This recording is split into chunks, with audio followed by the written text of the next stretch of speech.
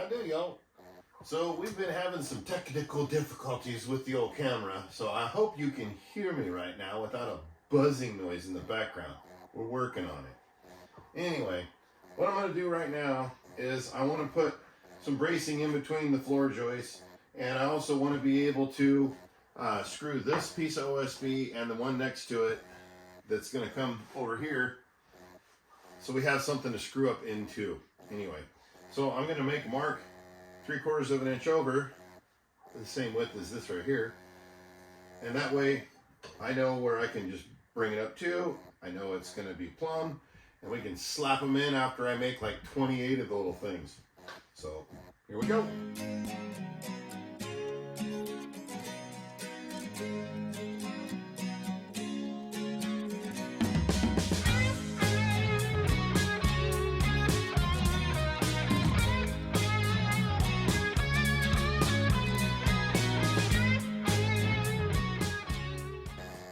Okay, we've got a lot of these to cut, like 28 of them. And anytime you're doing a repetitious thing like that, it's always easier to have it set up on a fixture. So we've got our stop set at 14.5 inches, got the old cutoff saw, and we have a fair amount of cutoffs. This is from what was on the end of each one of these. Instead of only being 10 feet long, they were, as you can see, like almost 13. So I think I can get 2 out of each one of them. And so we'll get going.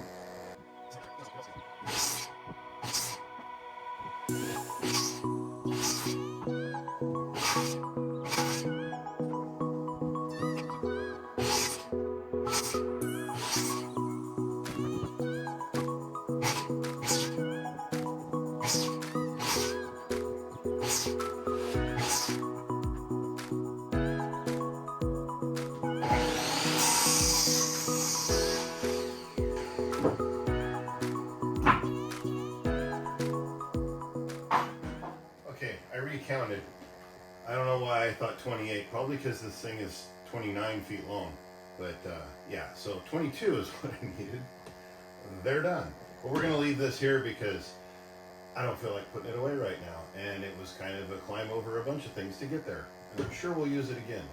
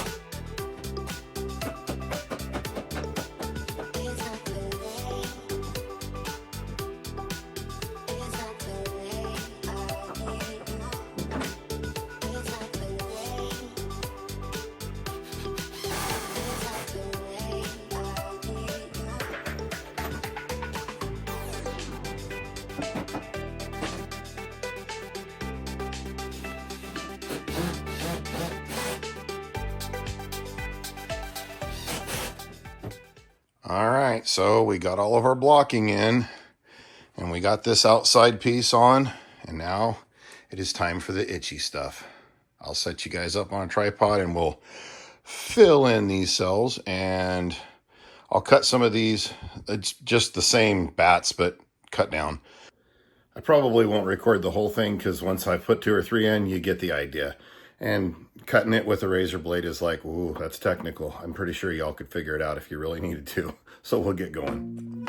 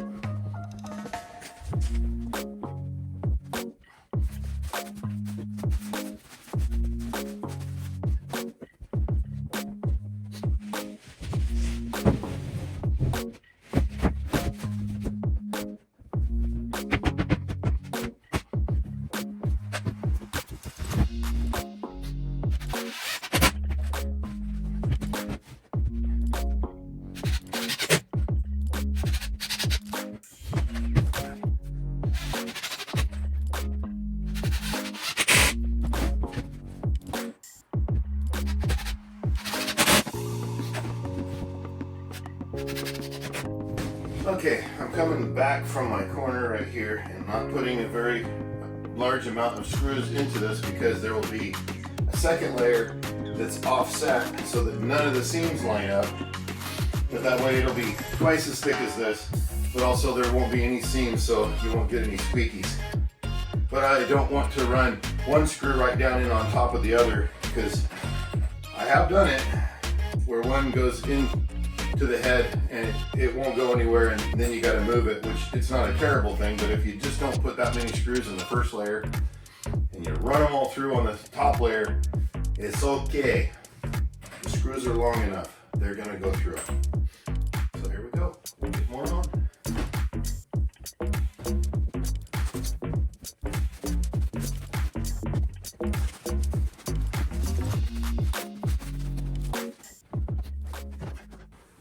Okay, for our next trick, we're going to cut the pieces of insulation for all of those cells over there that are just under 2 feet actually, but we'll squeeze them.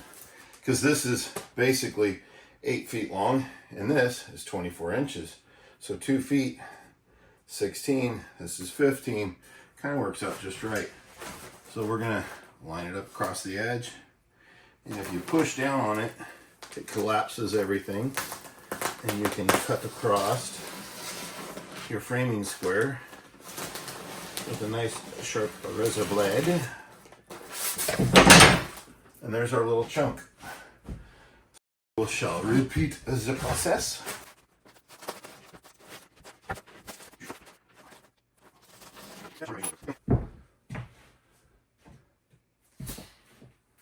Okay, remember when I said it was about 2 feet? Well, because I didn't take up a little, maybe, but we're gonna put this where I had to run my rim joist blocking, so it'll be shorter anyway.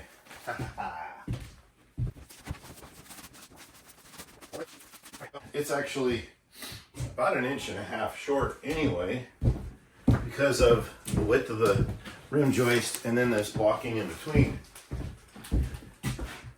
Looky there. I did it perfectly right on accident. Technically, those three are too long. Anyway, it squeezes. So now we'll get the rest of these done. I'll rip a piece of OSB in half, and then this end of the trailer will be done.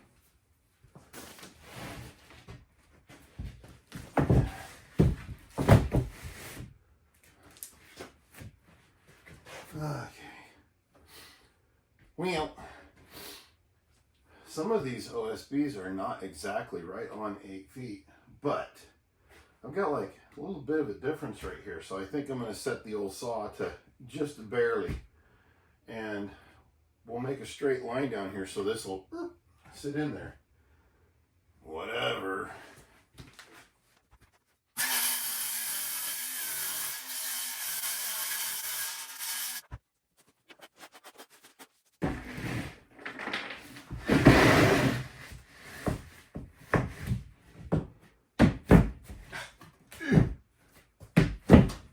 Come on. Sheesh. There it is. Good grief. Like I said, I didn't put a whole lot of screws in these because the other one's going to go down on top of it. And then we will have a whole lot of screws. Anyway, we'll get this one screwed down, and that'll be that for tonight. So we got most of the flooring down there done. We still need to put insulation in these 4 cells. I'm going to put it up to that piece of blocking right there. And then that open hole, that's where the shower drain is going to be, and there'll be a P-trap underneath that that may or may not need to go below this level. So anyway, we're not going to put any insulation in there. I'm not going to put any flooring on the bottom. Well, it's not really flooring. Anyway, it's on the bottom. That will be put up in after the fact, because I don't want to have to take it down and put it back, and I really don't want to get into the insulation with a hole saw. But we've got these 4 cells and then those along that side, but again, that is also going to be plumbing.